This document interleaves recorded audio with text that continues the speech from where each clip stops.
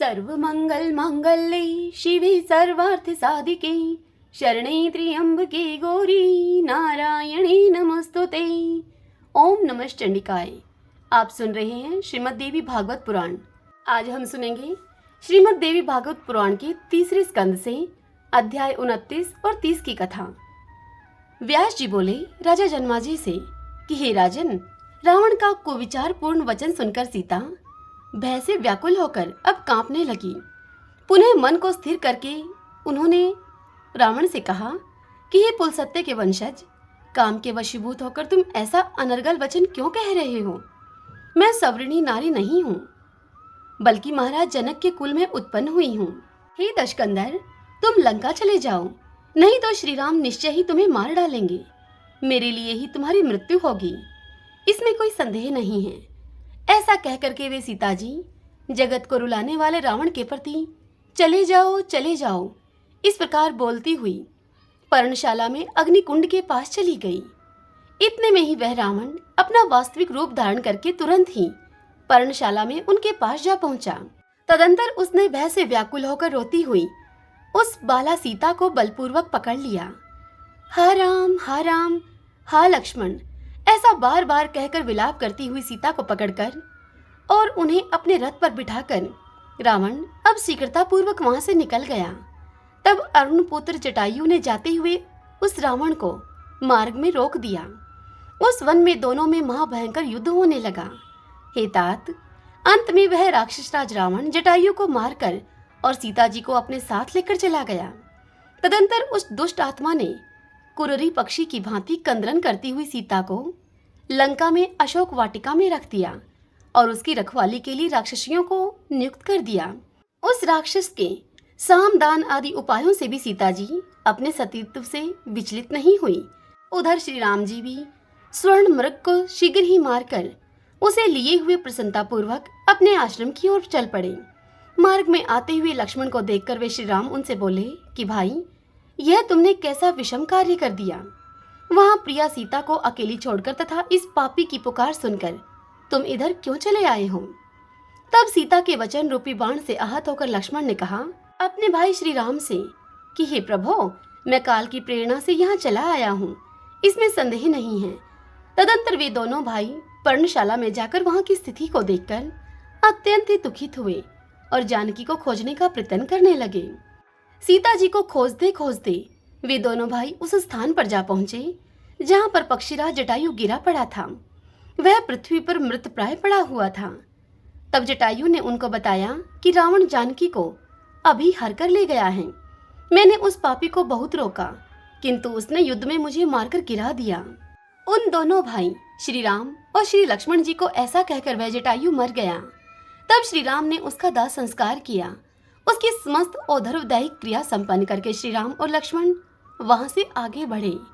मार्ग में कबंध का वध करके भगवान श्री राम ने उसे शाप से छुड़ाया और उसी के कथन के अनुसार उन्होंने सुग्रीव से मित्रता की। तदंतर पराक्रमी बाली का वध करके श्री राम ने कार्य साधन हेतु किशिकंधा का उत्तम राज्य अपने सखा सुग्रीव को दे दिया। वहीं पर लक्ष्मण के सहित श्री राम ने रावण के द्वारा अपहृत अपनी प्रिया जानकी के विषय में मन में सोचते हुए वर्षा के 4 मास व्यतीत किए। सीता के विरह में अत्यंत दुखित श्री राम ने एक दिन लक्ष्मण से कहा कि हे सौमित्रे, कैकेयी की कामना पूरी हो गई, अभी तक जानकी जी नहीं मिली, मैं उसके बिना जीवित नहीं रह सकता। जनक तन्या सीता के बिना मैं अयोध्या नहीं जाऊंगा। राज्य चला गया, वनवास करना पड़ा, पिताजी मृत हो गए और प्रिया सीता भी हार ली गई। इस प्रकार मुझे पीड़ित करता हुआ दुर्दैव आगे न जाने क्या करेगा। हे भरतानुज, प्राणियों के प्रारब्ध को जान पाना अत्यंत कठिन है। हे तात, अब हम दोनों की न जाने कौन सी दुखित गति होगी। मनु के कुल में जन्म पाकर हम राजकुमार हुए, फिर भी हम लोग पूर्व जन्म में किए हुए कर्म के कारण वन में अत्यधिक दुख को भोग रहे हैं। हे सौमित्रे, तुम भी भोगों का परित्याग करके दैवयोग से मेरे साथ निकल पड़े, तो फिर अब यह कठिन कष्ट भोगो। हमारे कुल में मेरे समान दुख भोगने वाला अकिंचन, असमर्थ तथा क्लेश युक्त व्यक्ति न हुआ है और नहीं होगा। हे लक्ष्मण, अब मैं क्या करूं? मैं शोक सागर में डूब रहा हूँ। मुझ असहाय को इससे पार होने का कोई उपाय नहीं सूझता है। हे वीर, मेरे पास न धन है न बल है, एकमात्र तुम ही मेरा साथ देने वाले हो। हे अनुज, अपने ही द्वारा किए हुए इस कर्म भोग के विषय में अब मैं किस पर क्रोध करूं? इंद्र और यम के राज्य की तरह हाथ में आया हुआ राज्य क्षण भर में चला गया और वनवास प्राप्त हुआ। विधि की रचना को कौन जान सकता है? बाल स्वभाव के कारण सीता भी हम दोनों के साथ चली आई हैं। दुष्ट देव ने उस सुंदरी को अत्यधिक दुखपूर्ण स्थिति में पहुंचा दिया है। वह सुंदरी जानकी लंकापति रावण के घर में किस प्रकार दुखित जीवन को व्यतीत करती होंगी। वह पतिव्रता हैं, शीलवती हैं और मुझसे अत्यधिक अनुराग रखती हैं। हे लक्ष्मण, वह जनक नंदनी उस रावण के वश में कभी नहीं हो सकती हैं। सुंदर शरीर वाली वह विधेय कन्या सीता स्वर्णी की भांति भला किस प्रकार से आचरण करेंगी? हे भरतनुज, वह मैथिली अधिक नियंत्रण किए जाने पर अपने प्राण त्याग देंगी, किंतु यह सुनिश्चित है कि वह रावण की वशवर्तिनी नहीं होंगी। हे वीर, यदि जानकी मर गई तो मैं भी निसंदेह अपने प्राण त्याग दूंगा, क्योंकि हे लक्ष्मण, श्याम नैना सीता के मृत हो जाने पर मुझे अपने देह से क्या लाभ है? इस प्रकार विलाप करते हुए उन कमल नयन राम को सत्यपूर्ण वाणी से संतावना प्रदान करते हुए धर्मात्मा लक्ष्मण ने उनसे कहा। लक्ष्मण ने श्री राम जी से कहा, हे महाबाहो, आप इस समय दैन्य भाव को छोड़कर धैर्य को धारण कीजिए। मैं उस अधम राक्षस को मारकर जानकी जी को वापस लेकर आऊंगा। विपत्ति तथा संपत्ति, इन दोनों ही स्थितियों में धैर्य धारण करते हुए जो एक समान रहते हैं वे ही धीर होते हैं, किंतु अल्प बुद्धि वाले लोग तो संपत्ति की दशा में भी कष्ट में ही पड़े रहते हैं। संयोग तथा वियोग, ये दोनों ही दैव के अधीन होते हैं। शरीर तो आत्मा से भिन्न है, अतः उसके लिए यह शोक कैसा? जिस प्रकार प्रतिकूल समय आने पर राज्य से निर्वासित होकर हमें वनवास भोगना पड़ा तथा सीता हरण हुआ, ठीक उसी प्रकार अनुकूल समय आने पर संयोग भी हो जाएगा। हे सीतापते, सुखों तथा दुखों के भोग से छुटकारा कहाँ? वह तो निसंदेह भोगना ही पड़ता है। अतः आप इस समय शोक का त्याग कर दीजिए। बहुत से वानर हैं, वे चारों दिशाओं में जाएंगे और जानकी जी की खोज खबर लेकर आएंगे। पता लग जाने पर मार्ग की जानकारी करके मैं स्वयं वहां जाऊंगा और आक्रमण करके उस पाप कर्म वाले रावण का वध करके जानकी जी को अवश्य लेकर आऊंगा। अथवा ही अग्रज, यदि इससे कार्य न चलेगा तो मैं भरत तथा शत्रुघ्न को भी सेना समेत बुला लूंगा और हम लोग उस शत्रु को मार डालेंगे। आप वृथा क्यों चिंता कर रहे हैं? पूर्व काल में राजा रघु ने केवल एक रथ से ही चारों दिशाओं को जीत लिया था। हे राघवेंद्र, आप उसी वंश के होकर शोक क्यों कर रहे हैं? अकेला मैं सभी दिशाओं तथा दानवों को जीतने में समर्थ हूँ, तब फिर आप जैसे सहायक के रहते हुए उस कुल कलंकी रावण का वध करने में क्या कठिनाई है? अथवा हे रघुनंदन, मैं महाराज जनक को सहायता के लिए बुलाकर देवताओं के कंठ स्वरूप उस दुराचारी रावण का वध कर डालूंगा। हे रघुनंदन, सुख के बाद दुख और दुख के बाद सुख पहिए की धूरी की तरह आया जाया करते हैं, सदा एक स्थिति नहीं रहती है। सुख दुख के आने पर जिसका मन कातर हो जाता है वह शोक सागर में निमग्न रहता है और कभी भी सुखी नहीं रह सकता है। हे राघव, पूर्व काल में इंद्र के ऊपर भी विपत्ति आई थी, तब सभी देवताओं ने उनके स्थान पर राजा नहुष को स्थापित कर दिया था। उस समय इंद्र ने भयवश अपना पद त्याग कर बहुत दिनों तक कमल वन में छिपकर अज्ञातवास किया था। समय के बदलने पर उन्होंने पुनः अपना राज्य प्राप्त कर लिया और नहुष को श्रापवश अजगर के रूप में होकर पृथ्वी पर गिरना पड़ा। ब्राह्मणों का अपमान करके इंद्राणी को पाने की इच्छा के कारण ही अगस्त्य मुनि के कोप पूर्वक श्राप देने से राजा नहुष सरप देह वाले हो गए थे। अतः हे राघव, दुख के आने पर शोक नहीं करना चाहिए। विज्ञ पुरुष को चाहिए कि ऐसी परिस्थिति में मन को उधमशील बनाकर समय की प्रतीक्षा करता रहे। हे महाभाग, आप तो सर्वज्ञ हैं। हे जगतपते, आप सर्वसमर्थ हैं। तब एक प्राकृत पुरुष की भांति आप अपने मन में अत्यंत शोक क्यों कर रहे हैं? व्यास जी इतनी कथा सुनाकर राजा जन्माजी से आगे कहते हैं कि हे राजन, इस प्रकार लक्ष्मण की बातों से रघुनंदन श्री रामचंद्र जी को बहुत संतावना मिली और वे शोक को त्याग कर बिल्कुल ही निश्चिंत हो गए। ओम नमः चंडिकाय, जय जय सिया राम। व्यास जी इतनी कथा सुनाकर आगे कहते हैं कि हे राजन, इस प्रकार राम और लक्ष्मण परस्पर में परामर्श करके जो ही चुप हुए, त्यों ही आकाश मार्ग से देवऋषि नारद जी वहां पर आ गए। उस समय वे देवऋषि नारद जी स्वर तथा ग्राम से विभूषित अपनी महती नामक वीणा बजाते हुए तथा बृहदंथर साम का गायन करते हुए उनके समीप पहुंचे। नारद जी को देखते ही अमित तेज वाले श्री राम ने उठकर उन्हें श्रेष्ठ पवित्र आसन प्रदान किया और तत्पश्चात अर्घ्य तथा पाद से उन नारद जी की पूजा की। भली भांति पूजा करने के बाद भगवान श्री राम हाथ जोड़कर वहां खड़े हो गए और फिर मुनि की आज्ञा देने पर उन नारद मुनि के पास ही बैठ गए। तब अपने अनुज लक्ष्मण के साथ बैठे हुए खिन मनस्क राम से मुनिंद्र नारद जी प्रेम पूर्वक कुशल क्षेम पूछने लगे। कुशल क्षेम पूछते हुए नारद जी बोले, हे राघव, आप इस समय साधारण मनुष्य के समान शोकाकुल क्यों हैं? मैं यह जानता हूँ कि दुष्ट रावण सीता को हर कर ले गया है। जब मैं देवलोक में गया था तभी मैंने वहां सुना कि अपनी मृत्यु को न जानने से ही मोह के वशीभूत होकर रावण ने जनक नंदिनी का हरण कर लिया है। हे काकोत्स्थ, आपका जन्म ही रावण के निधन के लिए हुआ है। हे नराधिप, इसी कार्य सिद्धि के लिए सीता का हरण हुआ है। पूर्व जन्म में ये वैदेही एक मुनि की तपस्विनी कन्या थी। उस पवित्र मुस्कान वाली कन्या को रावण ने वन में तप करते हुए देखा। हे राघव, तब रावण ने उससे प्रार्थना की कि तुम मेरी पत्नी बन जाओ। इस पर उसके द्वारा तिरस्कृत किए गए रावण ने बलपूर्वक उसके केश पकड़ लिए। हे राम, रावण के स्पर्श से दूषित अपनी देह को त्यागने की आकांक्षा रखती हुई उस तापसी मुनि कन्या ने अत्यंत ही कुपित होकर उसे तत्काल यह घोर श्राप दे दिया और कहा कि हे दुरात्मन, तुम्हारे विनाश के लिए मैं भूतल पर गर्भ से जन्म न लेकर एक श्रेष्ठ स्त्री के रूप में प्रकट होऊंगी। ऐसा कहकर उस तापसी ने अपना शरीर त्याग दिया। लक्ष्मी के अंश से उत्पन्न यह सीता वही है जिसे भ्रमवश माला समझकर नागिन को धारण करने वाले व्यक्ति की भांति रावण ने अपने ही वंश का नाश करने के लिए हर लिया है। हे काकोत्स्थ, आपका भी जन्म उसी रावण के नाश के लिए देवताओं के प्रार्थना करने पर अनादि भगवान विष्णु के अंश से अजवंश में हुआ है। हे महाबाहो, आप धैर्य को धारण करें। वे किसी दूसरे के वंश में नहीं हो सकती। वे सती धर्म प्रायणा सीता लंका में दिन रात आपका ध्यान करती हुई रह रही हैं। स्वयं इंद्र ने एक पात्र में कामधेनु का दूध सीता को पीने के लिए भेजा था। उस अमृत तुल्य दूध को उन्होंने पी लिया है। वे कामधेनु के दुग्धपान से भूख प्यास के दुख से अब रहित हो गई हैं। मैंने उन कमल नयनी को स्वयं देखा है।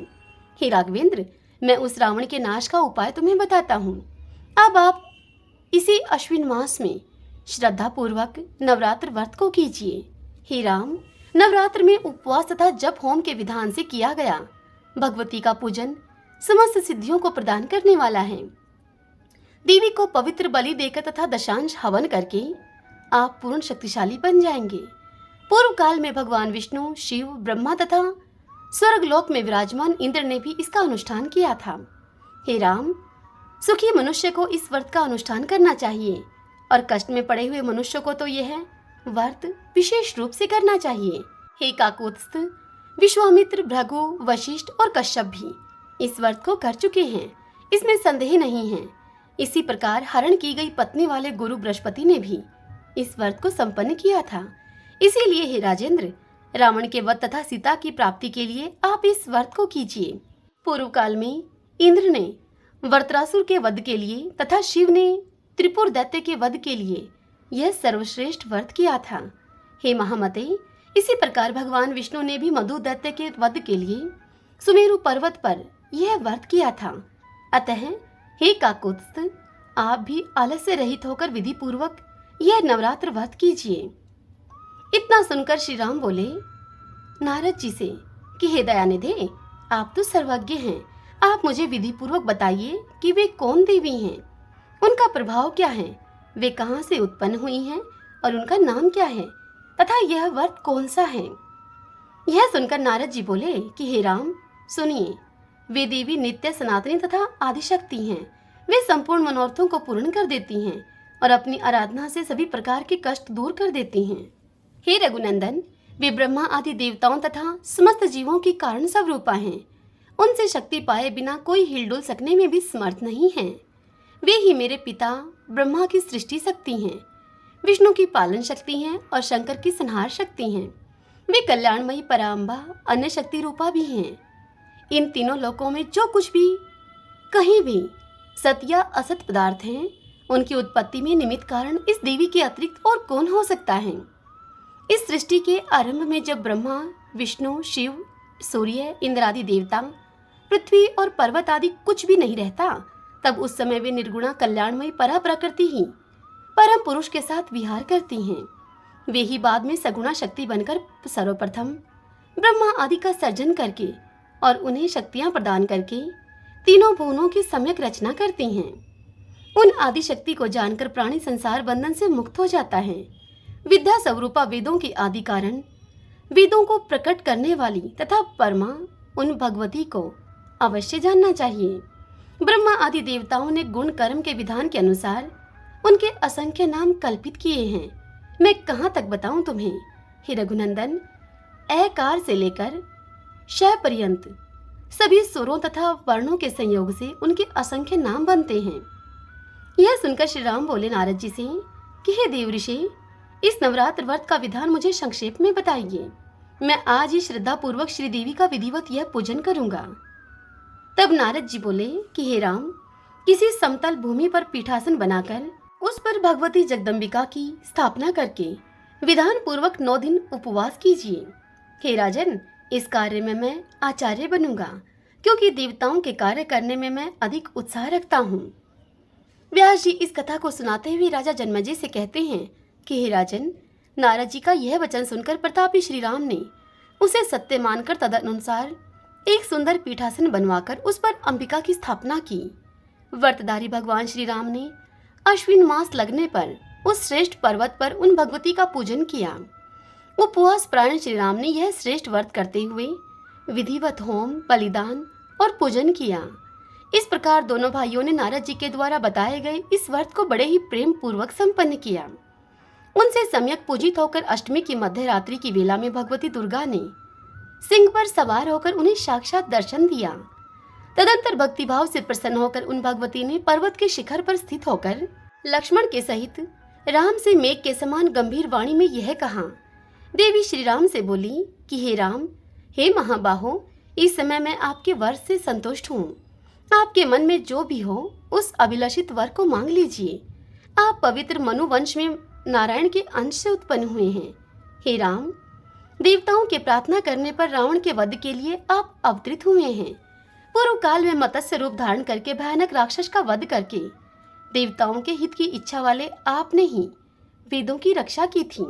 पुनः कश्यप के रूप में अवतार लेकर मंदराचल को अपनी पीठ पर आपने धारण किया है, जिससे कि समुद्र का मंथन करके अमृत पान कराकर देवताओं का पोषण किया था आपने। हे राम, आपने वराह का रूप धारण करके अपने दांतों की नोक पर पृथ्वी को रख लिया और हिरणाक्ष का वध किया था। हे राघव, हे राम, पूर्व काल में नरसिंह का रूप धारण करके प्रहलाद की रक्षा करके आपने हिरण्यकशिपु का वध किया था। इसी प्रकार पूर्व काल में वामन का रूप धारण करके आपने बलि को छला था। उस समय इंद्र का लघु भ्राता बनकर आपने देवताओं का महान कार्य सिद्ध किया था। पुनः भगवान विष्णु के अंश से मुनि जमद अग्नि के पुत्र परशुराम के रूप में अवतरित होकर क्षत्रियों का अंत करके आपने सारी पृथ्वी ब्राह्मणों को दे दी थी।